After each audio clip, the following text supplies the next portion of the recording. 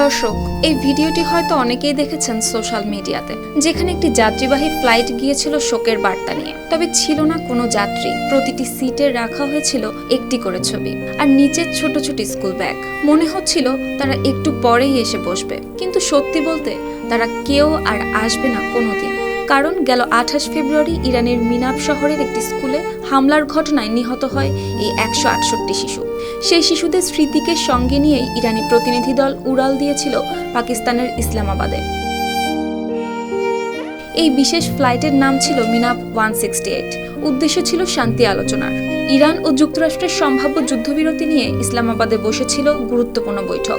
কিন্তু এ শুধু কূটনৈতিক সফর ছিল না, ছিল অকারণে 168টি শিশু হত্যার বিরুদ্ধে নীরব প্রতিবাদের। তাই তো ফ্লাইটের প্রতিটি আসন সাজানো হয়েছিল সাদা ফুল, ছোট ছোট জুতা আর সেই শিশুদের ছবি দিয়ে। কাতার ভিত্তিক সংবাদ মাধ্যম আল জাজিরা জানিয়েছে, ইরানের পার্লামেন্ট স্পিকার মোহাম্মদ বাঘের গালিবাফ এই ফ্লাইটের একটি ছবি শেয়ার করেন। তিনি সেখানে ইঙ্গিত দেন, এই যাত্রায় তার সঙ্গী ছিল সেই 168টি ছোট্ট প্রাণ, যাদের হতে পারত রঙিন ভবিষ্যৎ। সেই জীবনগুলো থেমে গেছে ইরানিদের কবলে। সেই শূন্যতাকে নিয়েই শান্তির টেবিলে বসেছিল ইরান। সুপ্তি রায়, RTV।